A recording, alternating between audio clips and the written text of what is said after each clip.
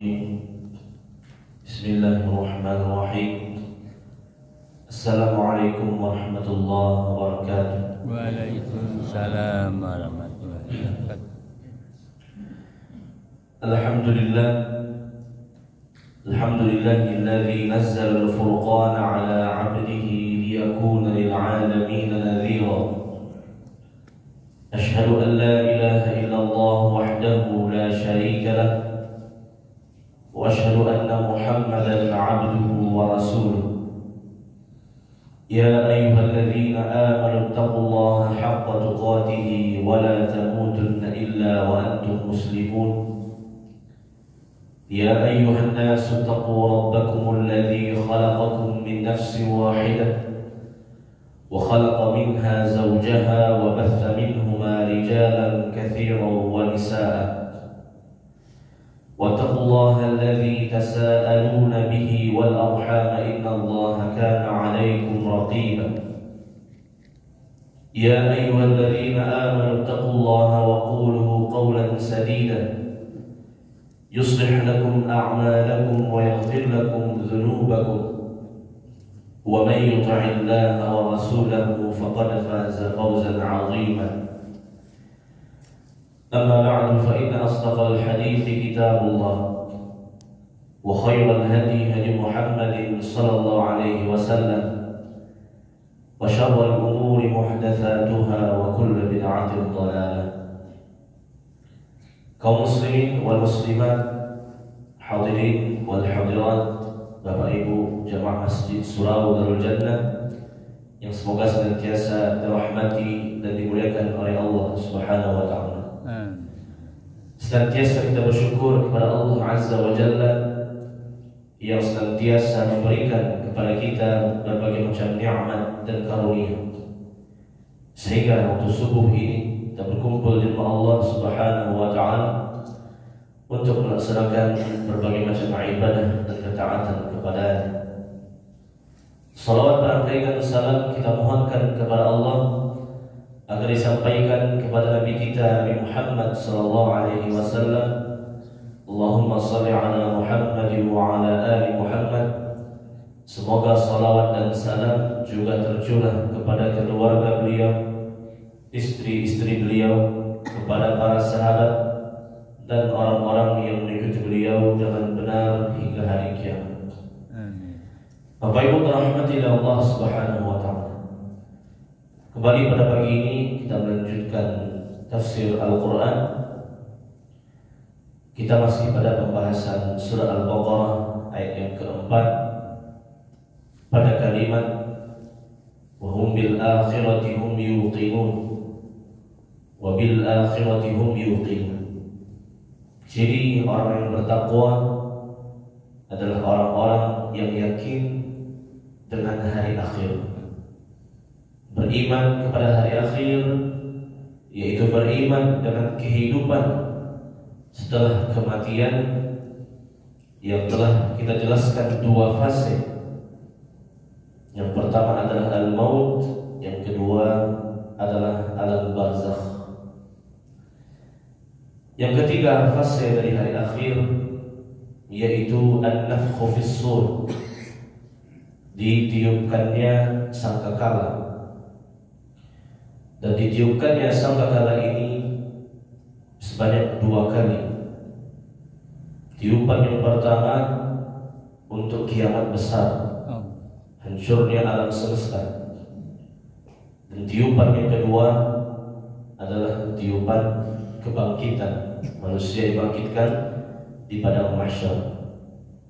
Dalam surat Az-Zumar Allah berfirman, وَنُفِخَ فِي الصُّورِ فَصَعِقَ مَنْ فِي السَّمَاوَاتِ وَمَنْ فِي الْأَرْضِ إِلَّا مَنْ شَاءَ اللَّهُ ثُمَّ نُفِخَ فِيهِ أُخْرَى فَإِذَا هُمْ قِيَامٌ يَنْظُرُونَ.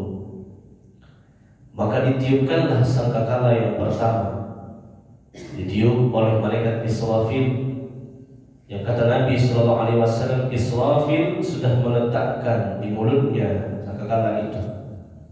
Ya, tinggal menunggu perintah dari Allah kapan untuk meniupkannya.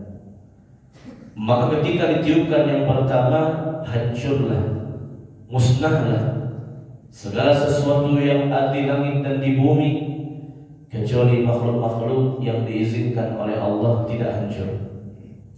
Thumma nufikha fihi ukhra, kemudian ditiupkan yang kedua. Fa idza hum qiyamun yanzurun, maka manusia bangkit dari kuburnya. Jarak antara tiupan yang pertama dengan tiupan yang kedua kata Nabi SAW adalah 40. Namun tidak dijelaskan berapa 40-nya, apakah 40 hari atau 40 pekan, 40 bulan atau 40 tahun. Yang jelas kata Nabi SAW, ma bainan nafkhaini 40, jarak antara dua tiupan adalah 40. Di masa 40 itu seluruh arwah manusia, baik yang beriman maupun yang kafir, menyesal kepada Allah Subhanahu wa ta'ala. Mereka semua mengatakan, an taqula nafsun ya hasrata ala ma farrattu fi jambillah wa in kuntu laminas sakhirin. Setiap jiwa di waktu itu akan mengatakan kepada Allah, wahai Allah, alangkah meruginya aku dahulu di dunia menyia-nyiakan kesempatan untuk beribadah kepadamu, dan sungguh kami termasuk manusia yang tertipu. Ditiupkan yang kedua, bangkitlah manusia di padang mahsyar. Kata Nabi SAW, yuhsyarun nasu yawmal qiyamah hufatan uratan ghurla.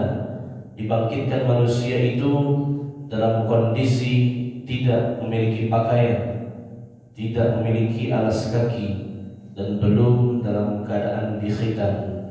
Dibangkitkan di padang yang sangat luas, di padang mahsyar.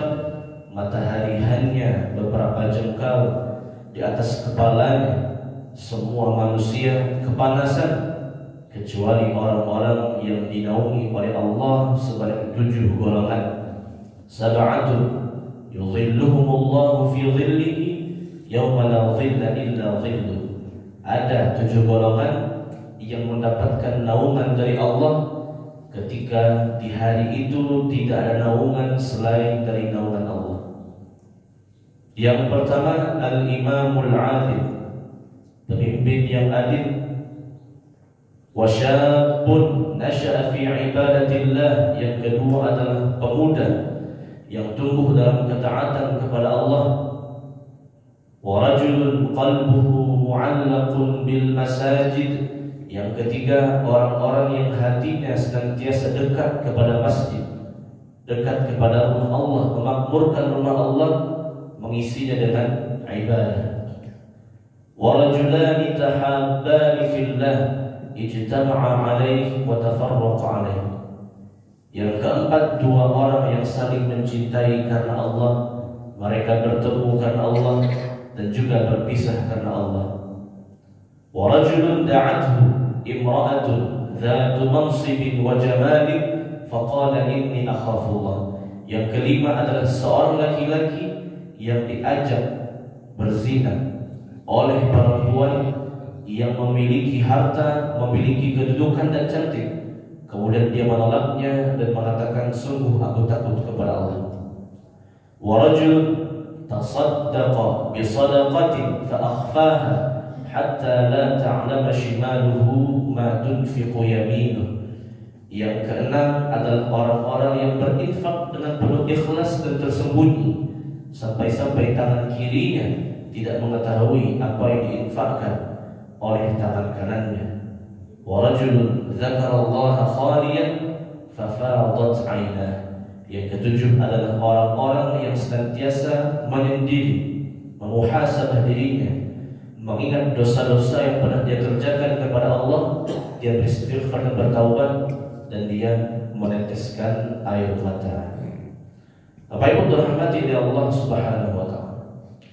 Kemudian ketika manusia dibangkitkan, manusia tidak langsung dihisab oleh Allah. Manusia berdiri menunggu dalam waktu yang sangat lama, yang mana hanya Allah yang mengetahui berapa lama waktunya, yang mana 1 hari akhirat sama dengan 1000 tahun dunia.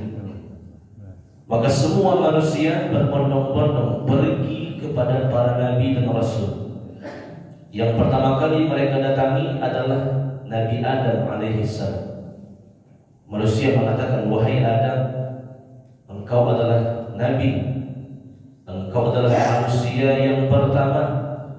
Wahai Adam, mintalah kepada Allah agar Allah menegakkan hisabnya kepada kita seluruh manusia.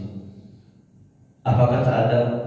Wahai manusia, aku tidak pantas memohonnya kepada Allah, karena dulu ketika aku di surga, aku melanggar perintah Allah, memakan buah larangan. Akhirnya aku dikeluarkan dari surga, diturunkan ke bumi. Mintalah kepada nabi yang lainnya.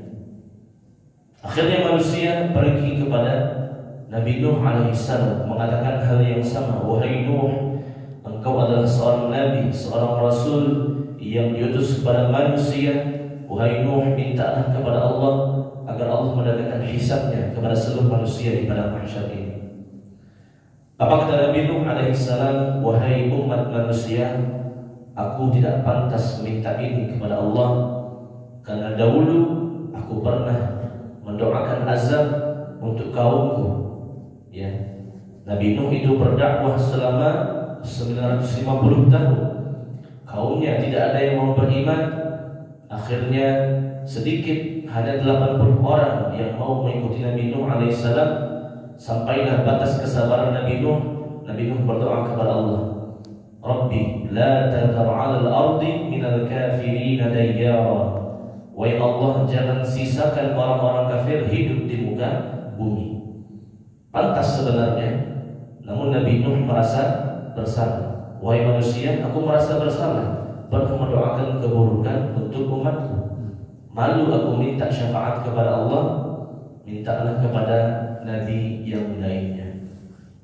Akhirnya manusia pergi kepada Nabi Ibrahim alaihissalam, mengatakan hal yang sama. Wahai Ibrahim, engkau adalah nabi, engkau adalah utusan Allah. Mohonlah kepada Allah agar Allah menegakkan hisab untuk semua manusia di padang mahsyar. Apa kata Nabi Ibrahim? Wahai umat manusia, aku tidak pantas untuk memohon syafaat ini kepada Allah, karena aku pernah berdusta di kehidupanku sebanyak 3 kali. Ya, Nabi Ibrahim hanya pernah berbohong, berdusta 3 kali dalam hidupnya. Yang mana dusta ini sebenarnya bukan dusta, tapi Ibrahim merasa berdusta. Apa saja itu? Yang pertama, ketika Ibrahim diajak untuk menyembah berhala oleh kaumnya, maka Ibrahim mengatakan, faqala inni saqim. Wahai kaumku, aku tidak ikut menyembah berhala, aku dalam keadaan sakit. Ibrahim tidak mau menyembah berhala, namun dalam rangka menolak ajakan kaumnya, dia mengatakan inni saqim. Wahai kaumku, mohon maaf, ya, aku dalam keadaan tidak enak badan, aku dalam keadaan sakit. Yang kedua, Ibrahim pernah berdusta ketika Ibrahim disidang oleh kaumnya. Ketika itu Ibrahim menghancurkan berhala-berhala kaumnya dan meninggalkan satu berhala besar, meletakkan kapaknya di berhala yang besar. Maka kaumnya mengatakan, wahai Ibrahim, a anta fa'alta hadza bi alihatina? Wahai Ibrahim, apakah engkau yang menghancurkan berhala-berhala ini?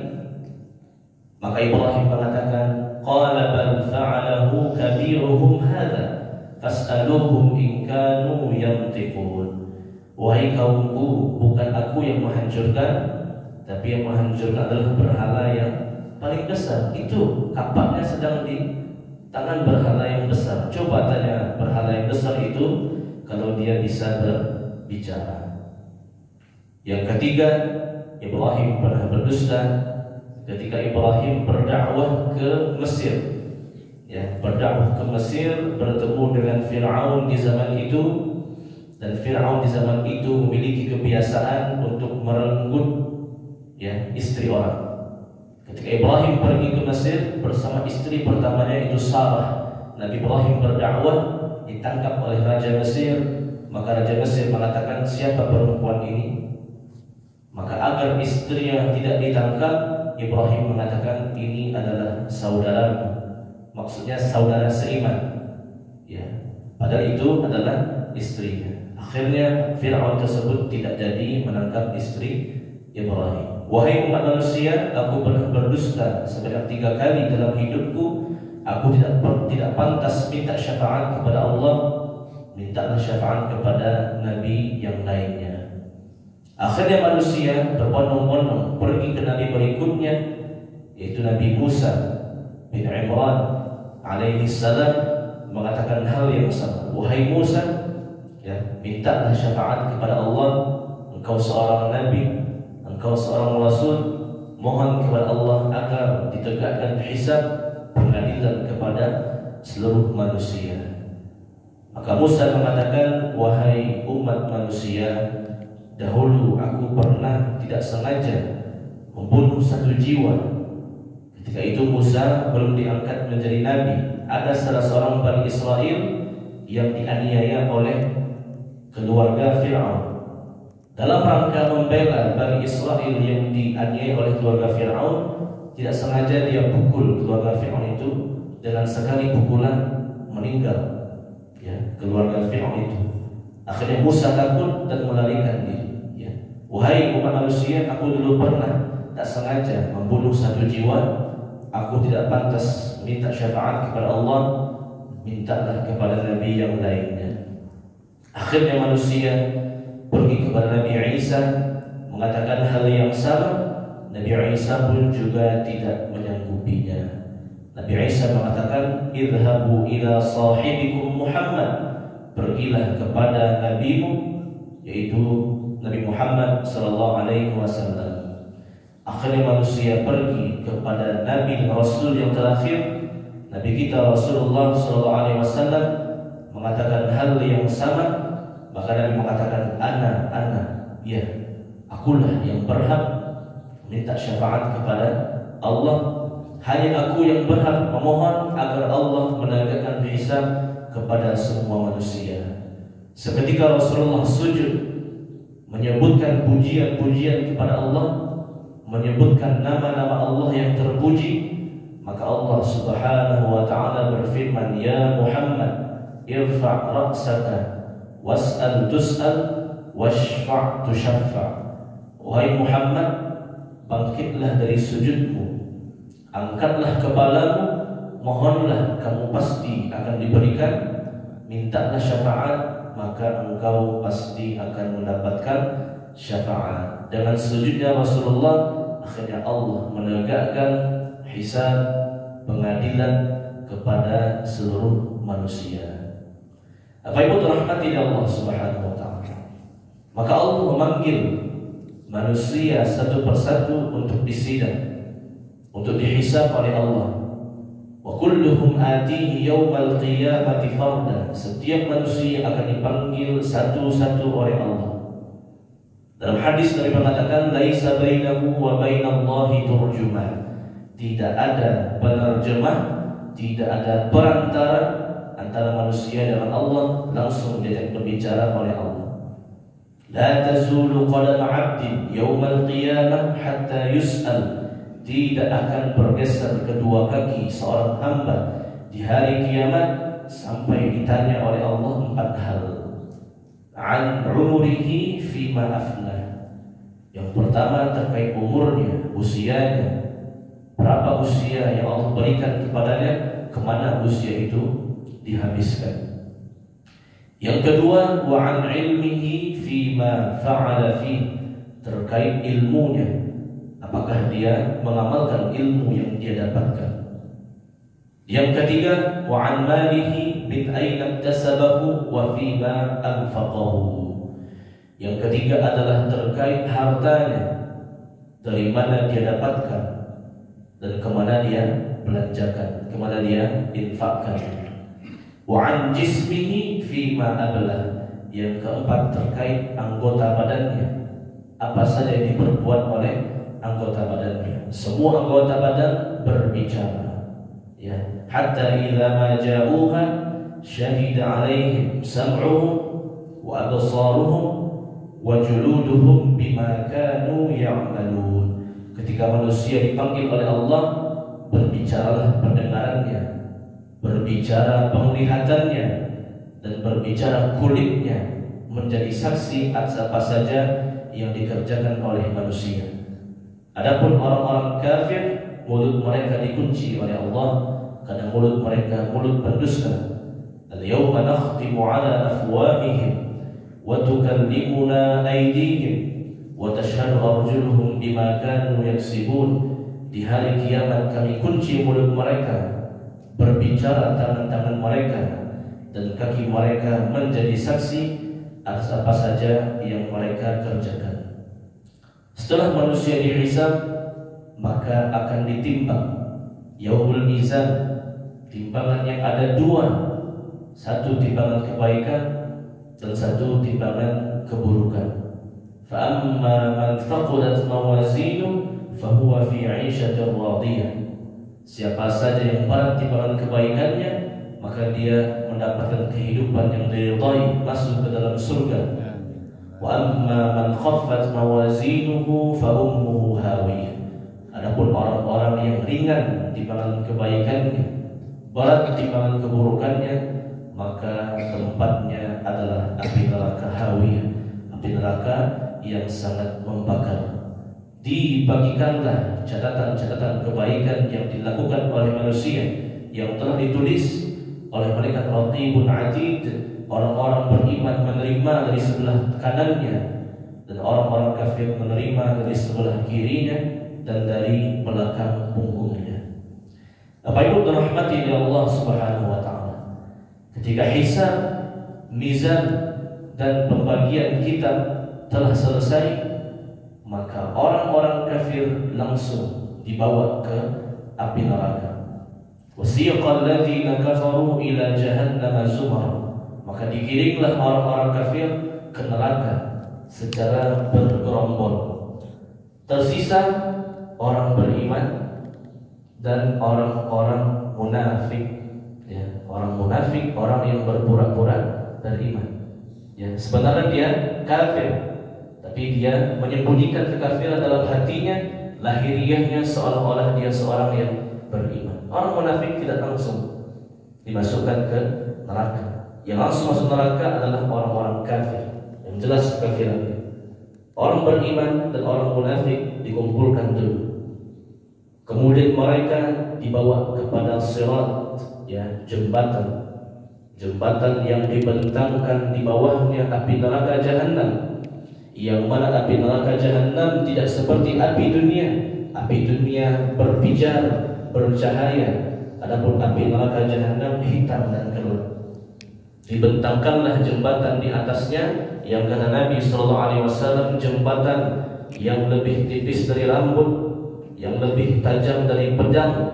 Di kiri dan kanannya ada pengait-pengait yang siap melukai dan menghancurkan tubuh manusia. Maka Nabi SAW berdoa kepada Allah, Allahumma sallim sallim. Wahai Allah, selamatkan umatku yang beriman. Wahai Allah, selamatkan umatku yang beriman. Orang-orang yang beriman dan beramal saleh dapat menyeberangi jembatan tersebut. Mereka mendapatkan cahaya sesuai dengan kadar amal salehnya. Ada yang punya cahaya sebesar gunung, ada yang punya cahaya sebesar ibu jari kaki, bergantung dari amal salehnya. Kecepatannya juga seperti itu. Semakin banyak yang beramal saleh dunia, semakin cepat dia menyeberangi jembatan tersebut. Ada yang secepat kilat, ada yang seperti orang yang mengendarai kuda, ada yang seperti orang yang berjalan, dan ada juga yang sambil merangkak, namun tetap dia selamat sampai di tujuannya. Adapun orang-orang munafik yang pura-pura beriman, mereka tidak memiliki cahaya sama sekali. Mereka tergelincir ketika menyeberang jembatan tersebut, dan mereka masuk neraka jahanam yang paling bawah. Innal munafiqin fi darkil asfali minan nar. Sungguh orang-orang munafik itu tempatnya adalah kerak-kerak neraka yang paling bawah. Karena mereka sudah menipu Allah, menipu orang-orang yang beriman, padahal yang mereka tipu adalah diri mereka sendiri, dan dan mereka tidak menyadarinya. Ketika orang beriman telah sampai melewati sirat, orang-orang munafik telah terjatuh ke dalam neraka, maka pintu surga belumlah terbuka. Menunggu kedatangan dari Rasulullah SAW. Ketika Rasul telah datang, maka dibukalah pintu surga. Wasiqal ladzina taqaw ila al-jannati zumara hatta idza ja'uha.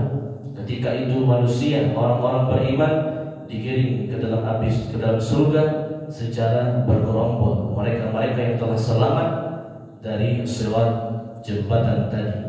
Maka para malaikat mengatakan, salamun alaikum tibtum fadkhuluha khalidin. Selamat atas kalian telah berhasil masuk dalam surga, hiduplah di surga selama-lamanya, menikmati kenikmatan surga. Maka orang-orang ahli surga mengatakan, wa qul alhamdulillahilladzi sadaqana wa'dah wa awrathna al-ardha natabawwa'u minal jannati haitsu nasha' fa ni'ma ajrul 'amilin. Begitupun orang-orang ahli surga juga mengatakan, alhamdulillahilladzi hadana li hadza wa ma kunna linahtadiya laula an hadana Allah. Segala puji bagi Allah yang telah menunjuki kami, memasukkan kami ke dalam surga. Kalau bukan karena Allah, maka mungkin kami tidak masuk dalam surga, masuk ke dalam api neraka. Ketika seluruh ahli surga telah masuk ke surga, ahli neraka juga telah masuk ke neraka, maka Allah Subhanahu wa ta'ala menyembelih kematian. Kematian diberikan wujud dalam bentuk domba. Kemudian kematian tersebut disembelih oleh Allah. Lalu Allah Subhanahu wa ta'ala berfirman, ya ahlal jannah khuludun wala maut. Wahai ahli surga, hiduplah selamanya, kalian tidak akan pernah mati. Wa ya ahlan nar khuludun wala maut. Wahai ahli neraka, begitu juga, hiduplah selamanya di neraka dan kalian tidak akan pernah mati. Orang-orang ahli surga mendapatkan nikmat yang semakin baik setiap harinya, mutasyabiha, tidak pernah sama dengan nikmat hari yang sebelumnya. Begitupun orang kafir akan terus mendapatkan azab, dan azabnya akan terus ditambah dan tidak akan dikurangi. Kullama nadijat juluduhum baddalnahum juludan ghayraha liyadzuqul azab. Setiap hangus kulit penduduk api neraka diganti dengan kulit yang baru agar mereka terus-menerus merasakan siksa dan azab dari Allah Subhanahu wa ta'ala. Maka orang yang bertakwa meyakini seluruh fase kehidupan itu, kehidupan dunia, kehidupan yang sementara, tidak selamanya. Kehidupan dunia mempersiapkan bekal amal saleh dan bekal takwa. Kun fid dunya, kata Nabi SAW, hiduplah di dunia ka'annaka gharibun aw 'abir sabil.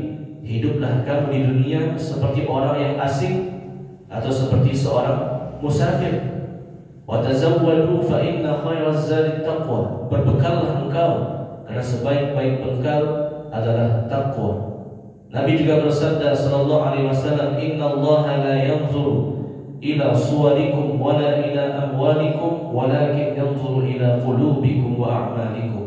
Sesungguhnya Allah tidak pernah melihat bagaimana bentuk rupa kalian, bagaimana badannya harta kalian, tapi yang Allah lihat adalah hati kalian dan amal saleh kalian. Yauma la yanfa'u malun wala banun illa man atallaha biqalbin salim. Di hari kiamat tidak akan bermanfaat harta maupun anak cucu keturunan kecuali orang-orang yang menghadap Allah dengan hati yang bersih, membawa amal saleh yang ikhlas karena Allah Subhanahu wa ta'ala.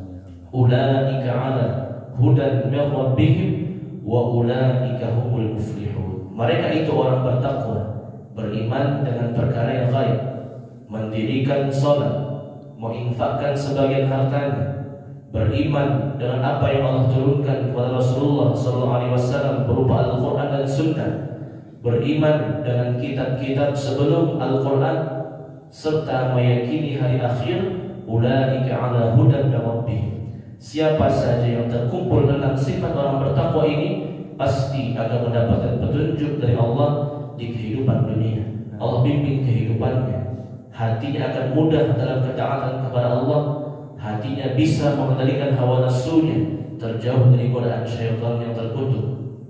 Wa ulaika humul muflihun, dan mereka adalah orang-orang yang beruntung di hari kiamat. Apa itu keberuntungan di hari kiamat?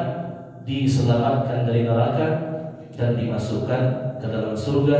Api neraka tidak akan menyentuhnya sedikit pun. Inilah ganjaran bagi orang-orang yang bertakwa yang menyempurnakan 6 sifat tadi: beriman dengan yang gaib, mendirikan salat, menginfakkan sebagian hartanya, beriman dengan Al-Quran dan Sunnah, beriman dengan kitab Al-Quran, serta meyakini hari akhir, mendapatkan kebahagiaan di dunia dan di akhirat. Allah a'lam bishawab. Inilah kajian kita pada subuh ini. Silakan kalau ada Bapak Ibu yang bertanya.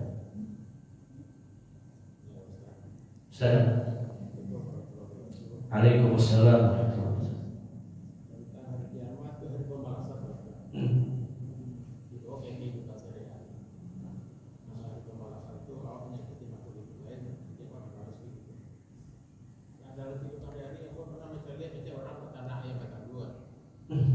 Itu ayam itu kurang untuk kesehatan, yang bisa menggarikan itu. Padahal kalau binatang kuliah tapi harus tidak menyalahi kontraknya. Misalnya ayam boleh tambah, boleh lapeh, gitu. Contoh, kita jadi rumput itu kan mau hidup Ustaz. Kan boleh. Ada lagi yang lagi ini misalnya orang kue kayu garu, itu kan disakiti itu, ditunjuk pakai kayu basi yang susah tembus, itu dia mengeluarkan antibodinya itu ya yang itu kan menyakiti. Apa itu nanti ada yang kawan bilang loh, itu kan untuk manfaatnya, maksudnya ya kayak tadi dibuang kan. Apa awak nanti dibalik daerah seperti itu.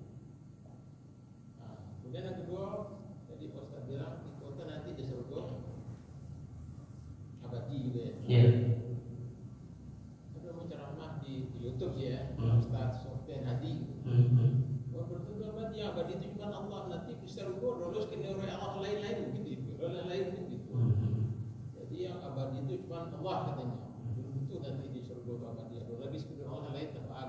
Itu aja kita perlu kasih. Ya, baik. Yang pertama, Allah Subhanahu wa taala berfirman, "Huwallazi khalaqa lakum ma fil ardi jami'a." Dialah Allah yang telah menjadikan apa saja yang ada di bumi untuk wahai manusia. Jadi manusia itu adalah khalifah, pemimpin di muka bumi. Allah berikan kepemimpinan kepada manusia untuk memanfaatkan apa saja yang halal di muka bumi, memanfaatkan hewan, memanfaatkan tumbuhan dan lain sebagainya, selagi tidak ifsad, berbuat kerusakan. Jadi memanfaatkan boleh, tapi merusak yang tidak boleh, merusak, menyiksa, ya, menyakiti itu yang tidak boleh. Tapi kalau memanfaatkan selagi dalam taraf yang wajar itu tidak berdosa, bahkan diperintahkan oleh Allah. Apa saja yang ada di bumi, makanlah dan minumlah. Begitu kata Allah kepada manusia. Huwallazi yusayyirukum fil barri wal bahri, kata Allah. Dialah Allah yang telah memperjalankanmu di bumi, memanfaatkan apa saja untukmu di bumi, baik di darat maupun di lautan. Namun kata Allah, wala tufsidu fil ardi ba'da islahiha. Janganlah kamu berbuat kerusakan di muka bumi, berbuat semena-mena, itu yang tidak boleh. Tapi kalau memanfaatkan dalam taraf yang wajar, itu adalah perintah dari Allah kepada manusia. Sebagai wujud manusia itu adalah khalifah, pemimpin di muka bumi. Adapun perbuatan keburukan dan kerusakan, maka itu bernilai dosa. Meskipun pada hewan pun, kalau itu menyiksa, menganiaya, maka itu juga bernilai dosa dan juga dihisab di hadapan Allah. Yang kedua adalah terkait surga dan neraka. Ya, maka para ulama sepakat bahwasanya surga dan neraka itu abadi. Begitu juga dengan penduduk surga dan neraka. Memang Allah Subhanahu wa taala mengatakan kullu man 'alaiha fan wa yabqa wajhu rabbika dzul jalali wal ikram. Segala sesuatunya itu akan fana, akan sirna, akan hancur. Yang hanya kekal adalah Allah Subhanahu wa taala, pemilik keagungan dan pemilik kemuliaan. Namun kenapa surga dan neraka menjadi kekal? Karena Allah mengizinkannya untuk kekal. Kalau bukan karena Allah, maka surga dan neraka itu akan fana. Jadi ada makhluk-makhluk Allah yang akan tetap kekal. Itu Allah jelaskan dalam surat Az-Zumar, illa man Allah. Ada makhluk-makhluk yang akan kekal, yang dengan izin Allah dia akan terus abadi atas izin Allah. Kalau kekekalan Allah itu tidak terbantahkan, itu milik Allah. Huwal awwal wal akhir wal zahir wal batin. Dialah Allah yang maha awal, Allah yang maha akhir, Allah yang maha tampak, Allah yang maha tersembunyi. Itu Allah jelas. Namun ada makhluk-makhluk yang Allah ciptakan. Jadi sebelumnya dia tidak ada, diciptakan oleh Allah, kemudian dia menjadi kekal dengan izin Allah. Artinya kekekalan dari makhluk itu bergantung dengan izin Allah. Surga, neraka, malaikat-malaikat di surga, malaikat-malaikat di neraka, arsy dan berbagai macam makhluk yang disebut oleh para ulama akan terus kekal atas izin Allah, bukan karena zat itu kekal, tapi karena Allah mengizinkannya untuk kekal. Adapun setelah itu, apakah surga itu akan sirna, neraka akan sirna, dikembalikan ilmunya kepada Allah. Kita hanya mengimani apa yang terdapat dalam Al-Quran dan hadis Nabi, bahwa surga neraka beserta penduduknya akan terus kekal sampai datangnya perintah dan keputusan Allah yang berikutnya terkait makhluk-makhluk tersebut. Ya, Allah a'lam bishawab. Ya.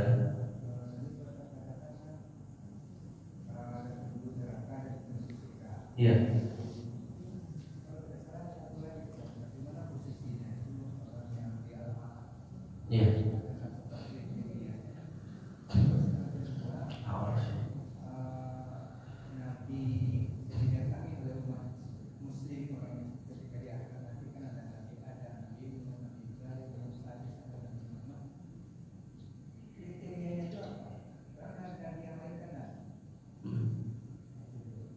Baik.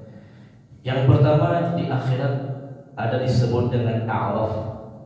A'raf itu adalah sebuah dinding yang tinggi yang membatasi antara surga dan neraka. Yang mana a'raf ini akan ditempati sementara oleh ahli surga yang sama timbangan kebaikan dan keburukannya.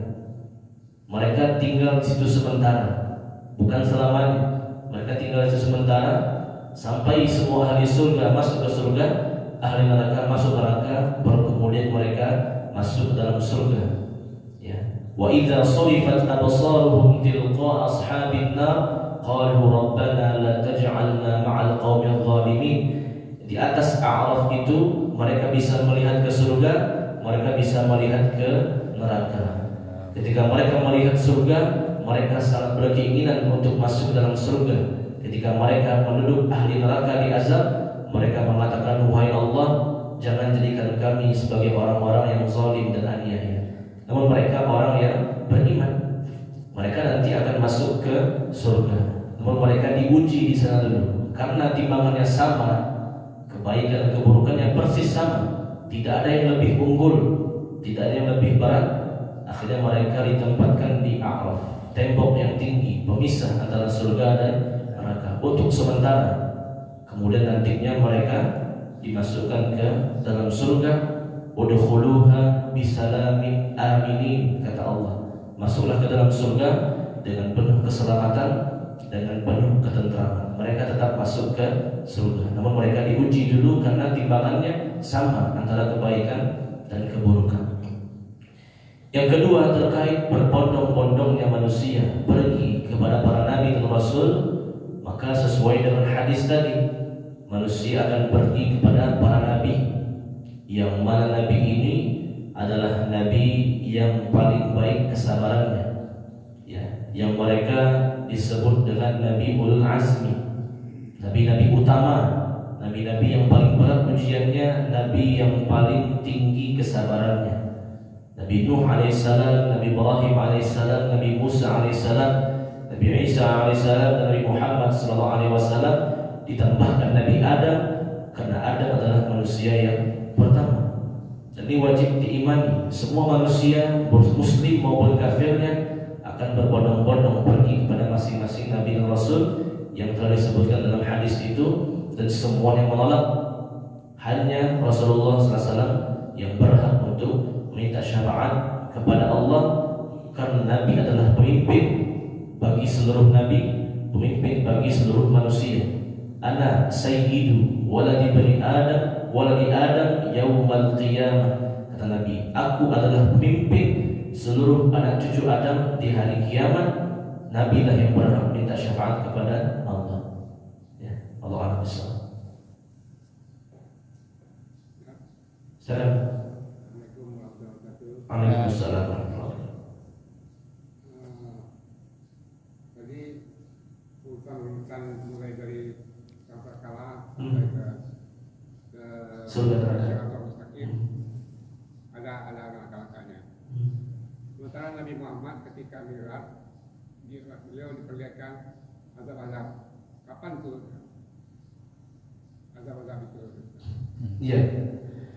Adapun azab-azab neraka ketika Nabi Isra dan Mi'raj itu adalah gambar, ya, karena belum ada manusia yang masuk ke neraka.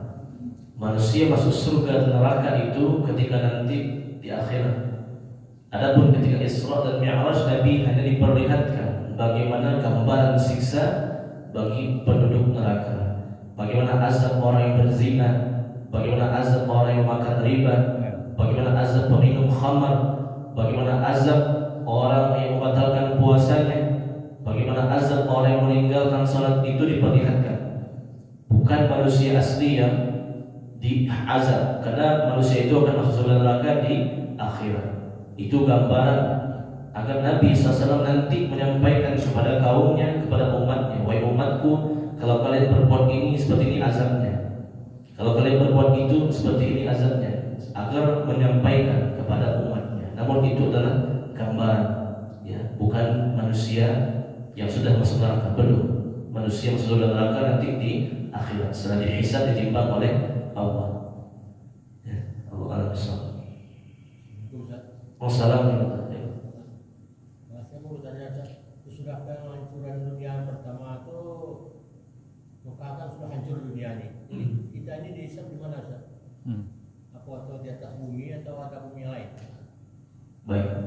Terkait dengan padang mahsyar, apakah itu bumi yang lama atau bumi yang baru? Ini merupakan khilaf, ya, perbedaan pendapat di antara ulama akidah.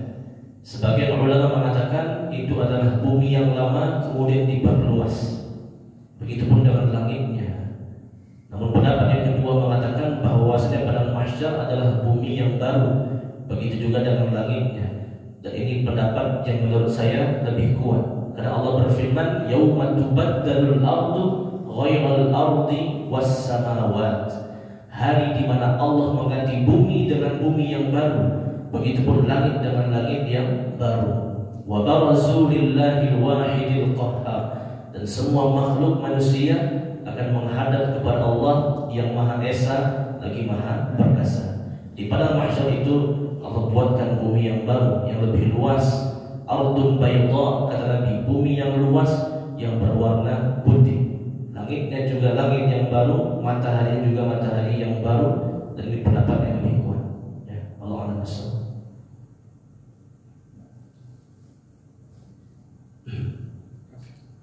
Baik, kita cukupkan, mudah-mudahan bermanfaat, menambah ilmu dan iman kita, serta dapat kita ambil pelajaran yang kita amalkan. Tutup dengan kafaratul majlis. Subhanakallahumma bihamdik, asyhadu an la ilaha illa anta, astaghfiruka wa atubu ilaik. Subhana rabbika rabbil izzati amma yasifun, wa salamun 'alal mursalin, walhamdulillahi rabbil alamin. Wassalamualaikum warahmatullahi wabarakatuh. Waalaikumsalam.